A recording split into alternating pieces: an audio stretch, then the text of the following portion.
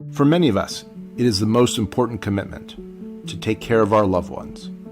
We feed, as the Beatles song goes, and we work hard to ensure that those close to us are thriving. We do this often without training, support, or even knowing that we've become caregivers. Today, there are 53 million people taking care of their parents, neighbors, or friends. And there are 53 million stories. From the Stanford Center on Longevity, this is When I'm 64, the podcast for caregivers. I'm your host, Ken Stern. Today, we're going to talk about one of the most serious side effects of the coronavirus pandemic, social isolation and the impact on America's elderly and on the people trying to take care of them. Even before the pandemic hit, more than a quarter of all Americans between the ages of 50 and 80 reported feeling lonely and isolated. And social isolation can have severe health consequences, as described by Tracy Couch, who in 2018 was appointed the first Minister of Loneliness by Prime Minister Theresa May to combat an epidemic of isolation in the UK. This government recognises that loneliness is one of the most important public health challenges that we face, on a par with smoking or obesity. But it's also linked to an increased risk of coronary heart disease, depression, cognitive decline and Alzheimer's disease. It's bad for our communities too, because if we're not spending time with each other, then we are not understanding one another. The pandemic has certainly expanded the prospects for social isolation, especially for the 35 million Americans living alone. We start with the story of Jane Matthias. Jane lives in Ashland, Wisconsin, and is a caregiver to her next-door neighbor, Marge. Marge lives alone and recently experienced the death of one of her 2 adult sons. Marge reminds me of the old school homemaker. You know, the husband went out into the world and did his job, and it was her business to take care of the house. She was always up on the neighborhood gossip. If you needed to know something, she was your lady. And I really would just enjoy sitting on the porch and visiting with her throughout the years. And, she was always, cracking up something and just being fun. And I think that's why it's just so hard today, because that's not who we used to know. She's in her mid-80s. Her physical health has definitely, from what I've noticed in the last year, has really declined. And it's really tough because, here's this person that you're caring for and checking in on all the time. I would have to say she's probably getting close to the point of not being able to stay in her home much longer, even though that we have been able to help her to the extent that we're able to. So she's to the point where she only allows our family into her home and her one son. So she really became isolated. And then with the death of her son, it just kind of, I think, made everything much more intense. And just speaking with her over the weekend, she was upset, crying, complaining she doesn't want to be here. She's just so lonely. So all I can really do is just, sit down and, I tell her, I'm sorry you're having a bad day. She said she was going to call me at work the other day because she was so lonely. And so I just simply told her, I said, don't ever hesitate to give me a call. If you're thinking about it, give me a call. Because, I'm very close to where I live, so I could even zip over and have a lunch with her. So, even when my kids are at the house, my kids actually bring her the meals most nights. So just kind of having the younger kids, I think, also helps lift their spirits. They make little art projects. Their school pictures are hanging on her refrigerator. So we just try to, cheer her up the best we can. And I think that's why, we did all her hanging baskets for her porch and took out her stuff, and just to kind of, put a little smile on her face where we can, So I don't know what the answer is. I guess I just keep trying, because I don't want to see her be so miserable and lonely. She's told me multiple times she does not want to be here anymore. She wants to pass away. She's done. She's over it. And like I said, I can't imagine feeling like that every day, of just having that mentality every morning that you wake up, that there's just nothing there to fulfill your life. What can Jane do to make Marge happier? Is there a way to help Marge break out of a cycle of loneliness and isolation, brought on and exacerbated by the pandemic? We put these questions to 2 of the world's leading experts who have studied the effects of social engagement on health and longevity.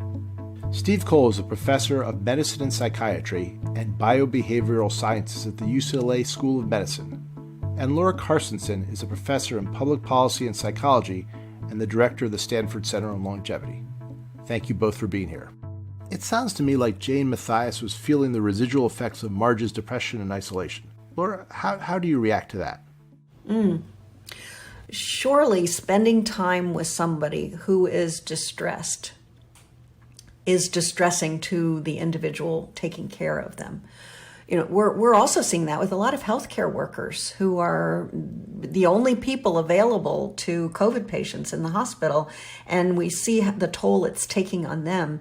Again, we're as much as we're social, we're empathic humans, and so we come to feel things that other people are feeling around us. And so there can be a kind of a bleeding of distress within a group. Caregivers are not socially isolated. They're continually with someone else, right? Taking care of them. And it's incredibly stressful. So it's a funny kind of, it's an odd example, right, of being both isolated from part of the world, but then also together with someone day in, day out.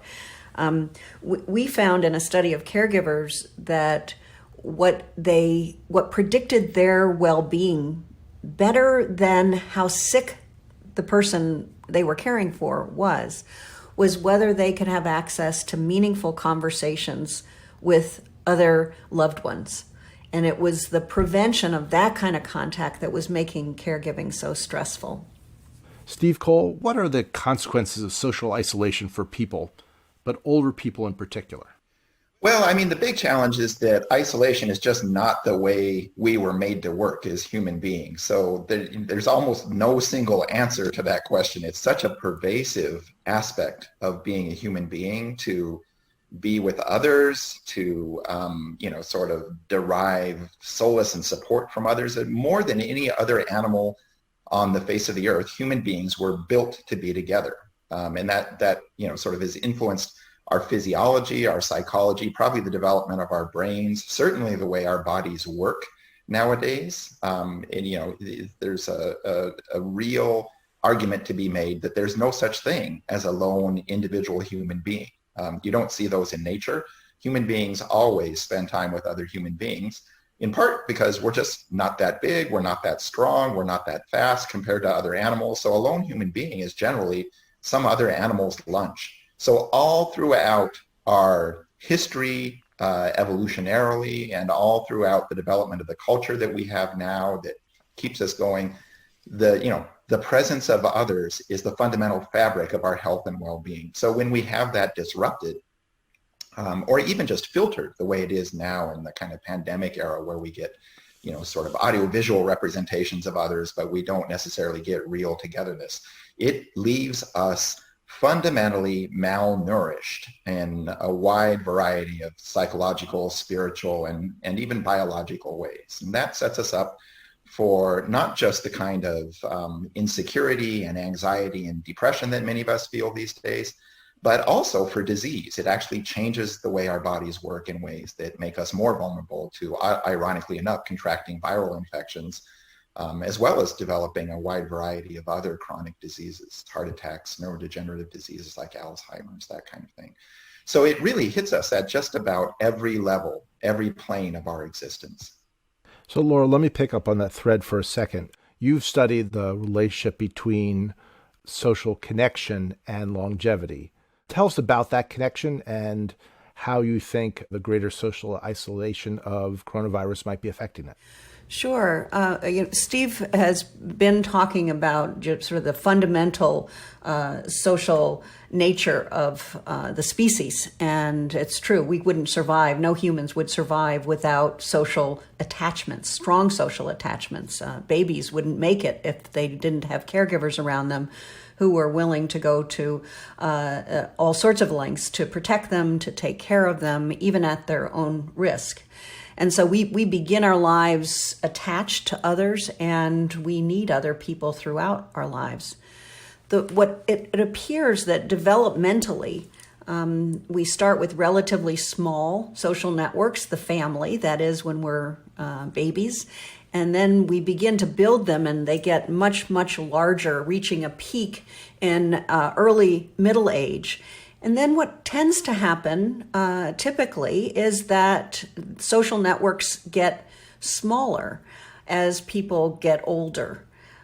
We have found that for most people, that's a good thing. It looks like what people do is they prune their social networks. So we have very large social networks when we're young adults, and then they get smaller, but they're selectively smaller. So we begin to prune our networks so they're comprised mostly of emotionally close, important, valued people in our lives.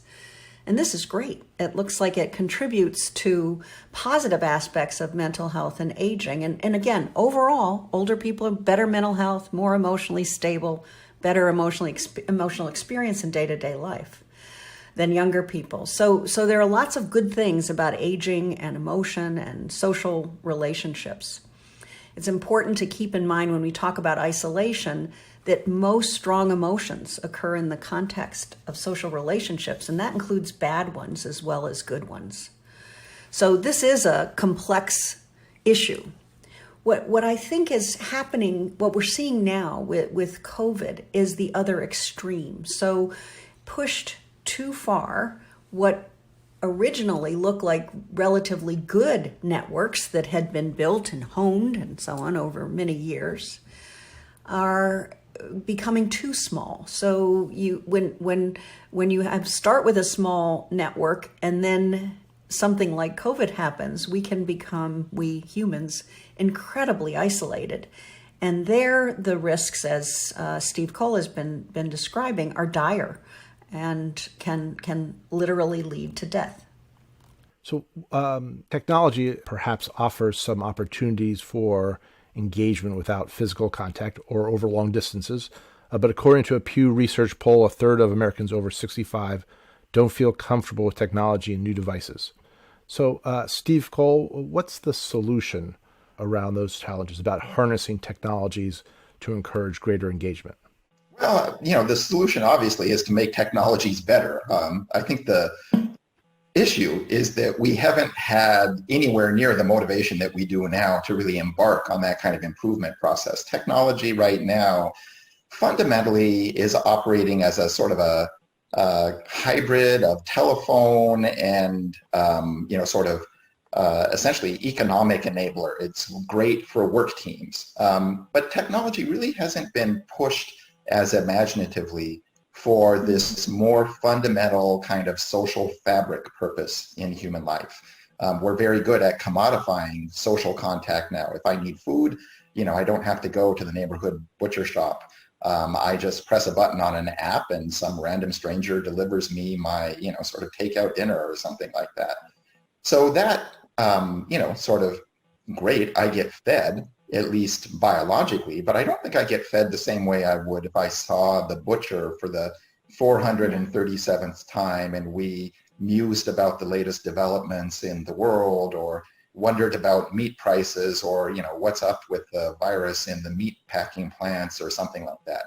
So it's this form of, I'll call it co-consideration or co-leisure in some sense, which includes co-sense-making, coordination on politics and worldview. I think that's been a shocking development that, sort of protests are reminding people that there are other things that are important in life besides just protecting yourself from a virus. And sometimes their significance, is so great as to, sort of mitigate against, the most optimal protection. So I think this notion of being together with people is something that technology has missed. Technology, at a kind of a blunt way to put it, is technology is very good at putting one person's face in front of another person's face. But when you look at people who spend time together, rarely do they do direct eye gaze and just sort of self-consciously have a conversation with one another. Typically, they're both kind of looking not so much at one another as out at the world, sometimes literally and at least figuratively. They're trying to make sense. They're telling stories. They're observing things around them. They're wondering about life. And that's where technology right now, I think, is kind of malnourished for this more kind of fundamental social fabric. We don't really have the sort of audio video formats even for doing this kind of thing. We don't have the organic connection, sort of the sort of random pleasant intrusions into everyday life that spontaneous social contact has. Nor do we have the quiet times. The way technology works makes us keep talking, just like I am right now. Whereas if I were really comfortable with you, we would probably sit around saying nothing for, tens of seconds at a time until something caught our eye or our thought stream or something like that. So I think there's a lot of room to innovate technology without, fundamentally changing the bits and bytes to, sort of reimagine how these interfaces work in a way that's more consistent with the way people actually interact when they're having these fundamentally nourishing and less economic interactions. I think Steve is right that when he's talking about another aspect of social engagement and social relationships. And I'm thinking of Mark Granovetter, a sociologist at Stanford, who's written about the strength of weak ties. And I think Steve's description of the butcher is a really good one. We can think of these are not relationships that we would say are part of our inner circle, the most emotionally close people in our lives, but they are important and they do make us feel like we're part of something. When you walk into the post office and you're greeted by someone who knows you, that matters to us, and it makes us feel like we are part of the world. A personal story around that. My 92-year-old mother shocked me a bit this weekend with the statement that she never intends to go outside again. Laura, what would you say? I didn't have much of an answer for my 92-year-old mother. What would you say to her? I wouldn't have a very good answer for her either. At this point in time, it's pretty frightening to think about the prospect of going outside. But actually, what your question raises is another aspect of isolation. So generally, when people talk about social isolation, they're talking about feeling, the subjective feeling of being alone, that nobody cares about me. I'm not loved by others. I'm alone in the world, and there's that part of social isolation. But there's an objective part of isolation too. And there's some debate in the literature about which is more damaging to humans. And my read of this literature is that when you get to extremes, being alone, being physically alone for long periods of time can have direct implications on your physiology and your health. Again, it's this is the very basic part of our human nature, that we're social, and when we're not with others for prolonged periods of time, that can be very damaging. So I would encourage her to maybe talk to you, maybe have a couple visitors in. I think a lot of people these days are sort of creating a bubble, a cocoon, a few trusted people they know, and they know their histories, and they're feeling safe enough to be with them. And I think having some kind of social contact, some way that your mother and others who are in her situation can interact is really, really important. Well, she doesn't want me to visit. She wants her grandson to visit. So yeah, we'll try to right. do that. Well, you've got to send the right person. Yeah, that's right. The right emissary. You can't just send any old person. Yeah, like you. Right. Steve, Vice President Pence earlier this week said, encourage people to, quote, steer clear of senior citizens. He was talking about the public health risk of coronavirus. But what message do you think he's sending, and is it the right way to think about the importance of social isolation? Well, I mean, obviously, he's probably trying to send a message that we need to protect the most vulnerable members of our population, and that's, certainly indisputable. But I think the implications of this idea that we're to avoid older people, have a bunch of unintended consequences. And it's, obviously difficult when you're a politician winging policy on the fly. But, if you ponder that kind of instruction for a few minutes, a few things come out. One is this idea that senior citizens need to be fearful, that, we should live in a state of constant worry and anxiety. And that, there's a reasonable degree of fearfulness and caution, but there becomes a point at which that can also be paralytic. One of the other, implications is a sense of fragility that, the senior citizens are all but dead if not for our protection. But as Laura pointed out earlier, senior citizens are actually pretty hardy creatures. They've made it farther than we have by and large, and in general are in pretty good shape, both kind of mentally and especially emotionally. In many respects, they're frankly having a better, happier, healthier life in many respects than most of us are. So that's I think worth taking into account. We shouldn't deny some aspects of biological fragility, but it would be helpful to emphasize more strongly the sources of strength and resilience in older people's lives and ways to compensate for the kind of biological risks that grow sometimes with age, with sort of the life, and I could call it broadly speaking, well-being advantages of age. So I think that's one thing that we need to get back onto the radar. It also goes the other way. That is that older people can come to feel sort of disgusted or repulsed by younger people being around them. They want to stay away. So there are these kinds of divisions, these social divisions that could build out of this that would be really, really troubling. We have, as a country, the United States traditionally said that we were going to build a culture in which everyone can participate.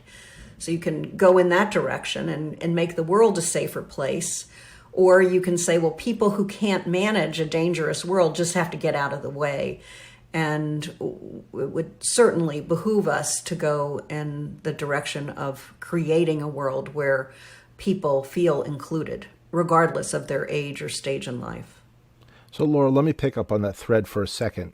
You've actually written in the past or talked in the past about the positive impact that not just that younger people have on older people, but that positive impact that older people can have on the lives of children.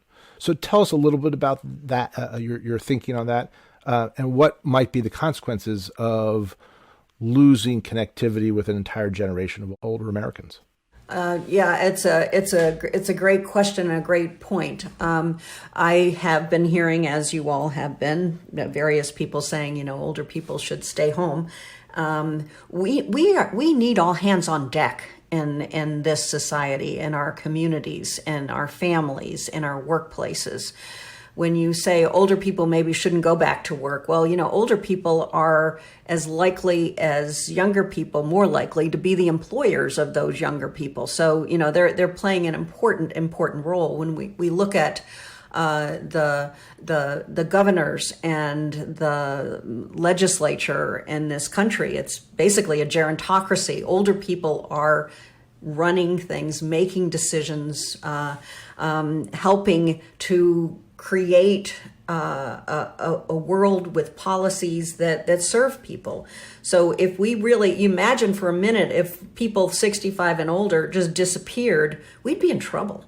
We'd be in real trouble in this world. We need the wisdom. We need the emotional calm that older people bring, but the deep expertise that so many older people have.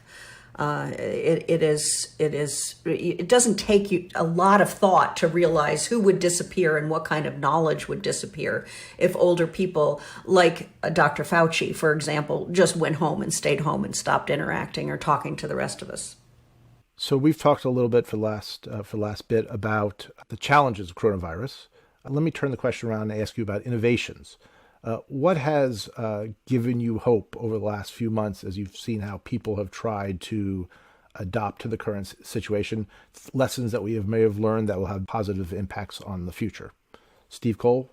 I think it's great that we've learned that we don't all need to crowd into the office in order to get our work done. That is going to change the fabric of economic, social, probably political life in ways that are difficult to imagine, but in most of the ways I've sort of pondered, probably good in the long run. So I think we're at an unrecognized catalytic point where lots of things will change in ways that may actually end up breaking down some of the friction points and barriers, both culturally, politically, and economically, from sort of relative to the ways that we've been living in the past.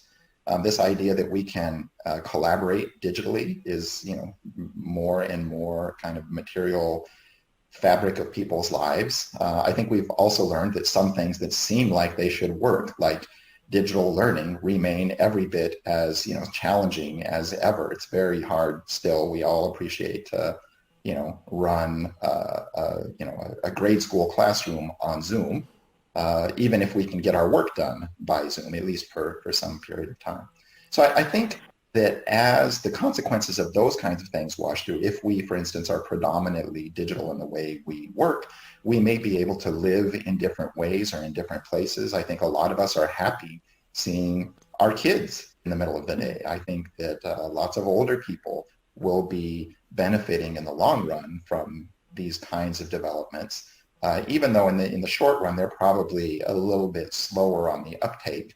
But the long run proposition that you can, hopefully widen this connection pipeline and enable it even when people aren't physically present, I think is a huge opportunity for in the long run enhancing social support and, sort of effective aging in place and a wide variety of other outcomes.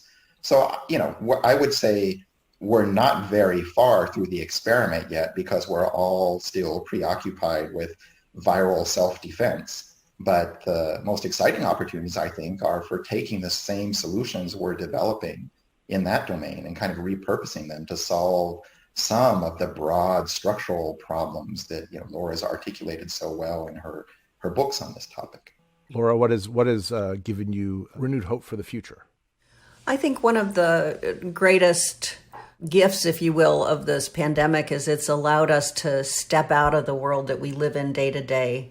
Anthropologists will say that culture's like air, you don't notice it until it's gone. And I think our culture dramatically, starkly changed for most of us in a matter of days. And that's allowing us to examine our lives in a way that we rarely can because it's just too familiar. We don't even notice it. We don't think about it one way or another. So I think now we're headed in a direction where we have an opportunity to really make the world better. I am an optimist, and I think a lot of the lessons that we're learning will be very, very valuable. Like what is too much interaction? What is too little interaction? How much time do we really want to spend in the workplace, and how much time do we want to spend with our families? I also have seen just as many, if not more, examples of generations coming together during this pandemic as examples of people moving apart and being repulsed by one another. And I think when these kinds of changes happen and we get to examine some of our most basic values and beliefs, it gives us an opportunity now to go forward and rebuild a culture when we emerge from our homes and into our communities to say, I don't want to lose this piece of the pandemic change. I want to keep that time more at home with my kids, but I do want to see my colleagues. And so I think we're going to be able to get some insights about the right dose of social contact. That's Laura Carstensen, professor in public policy and psychology and the director of the Stanford Center on Longevity, joined by Steve Cole, professor of medicine and psychiatry and biobehavioral sciences at the UCLA School of Medicine. Today's show was produced by Carrie Thompson with production assistance from Ellie Wartell.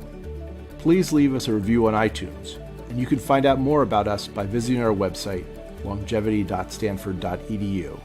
You've been listening to When I'm 64, the podcast for caregivers. Thanks for joining us. I'm Ken Stern.